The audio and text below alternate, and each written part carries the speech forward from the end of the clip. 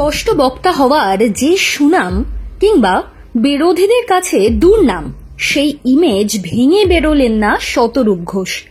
CPIM এর তরুণ ও সুদর্শন নেতা সব সময় যুক্তি দিয়ে বক্তব্য পেশ করেন। কথায় মেশানো থাকে রসিকতা, ইংরেজিতে যাকে উইট বলে। তবে পেহেলগামের ঘটনা নিয়ে পরিস্থিতি বেশ উত্তপ্ত। এখানে রসিকতার কোনো জায়গা নেই। এই ঘটনা নিয়ে শুরু হয়েছে রাজনীতিও। সবচেয়ে বড় কথা, সেই রাজনীতিতে জড়িয়ে পড়েছে ধর্ম। যে ব্যক্তি যেভাবেই ব্যাখ্যা করুন, সাম্প্রদায়িকতার প্রশ্নে সম্প্রীতির পথেই হাঁটলেন শতরূপ। বিভাজনের রাজনীতিতে ধিক্কার জানালেন সোচ্চারে। পাল্টা আক্রমণ করতে ছাড়লেন না দেশের প্রধানমন্ত্রী নরেন্দ্র মোদী ও কেন্দ্রের ক্ষমতাসীন বিজেপি সরকারকে।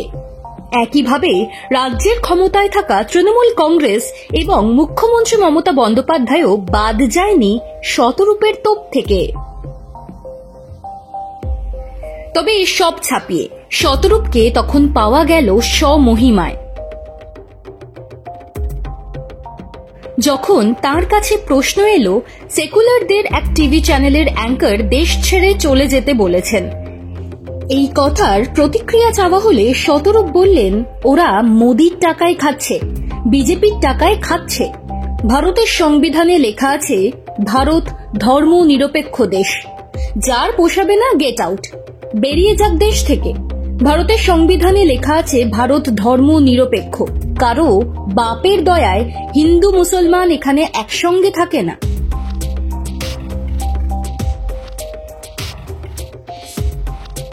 সিপিআইএম নেতৃত্বের সঙ্গে শহীদ ঝন্টু শেখকে শেষ শ্রদ্ধা জানাতে গিয়েও সেই চেনা রূপ শতরূপের। শহীদ ঝন্টু শেখকে নিয়ে তার বক্তব্য, সত্যিকারের সুসন্তান ছিলেন দেশের।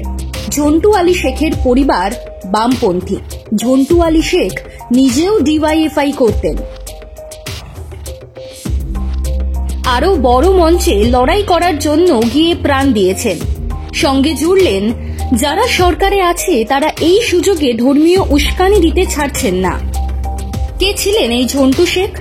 নদিয়ার তেহট্ট ১ নম্বর ব্লকের পাথরঘাটা এক পঞ্চায়েতের পাথরঘাটা গ্রামের অত্যন্ত গরিব পরিবারের ৩ ভাই।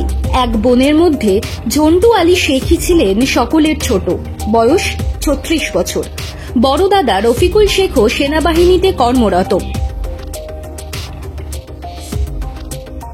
তাঁরও পোস্টিং বর্তমানে কাশ্মীরে। রফিকুল শেখ ১৯৯৮ সালে সেনাবাহিনীতে যোগ দেন। ঝন্টু আলী শেখ ২০০৮ সালে। মেজ ভাই পরিযায়ী শ্রমিক হিসেবে সৌদি আরবে কর্মরত। শহীদ ঝন্টু আলী শেখ, তাঁর স্ত্রী শাহানারা পারভিন এবং তাদের এক ছেলে ১২ বছর বয়স এবং এক মেয়ে ৭ বছর বয়সকে নিয়ে দিল্লিতে সেনা আবাসনে থাকতেন।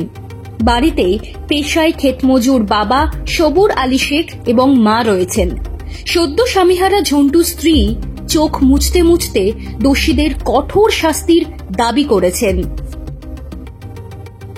একইভাবে পাকিস্তানের বিরুদ্ধে লড়াইয়ের জন্য কেন্দ্র সরকারকে সব রকম সহায়তায় আছেন কমিউনিস্টরা। একথা শোনা গিয়েছে শতরূপের গলায়। সব মিলিয়ে স্পষ্ট বক্তার চেনা মেজাজেই পাওয়া গিয়েছে শতরূপকে।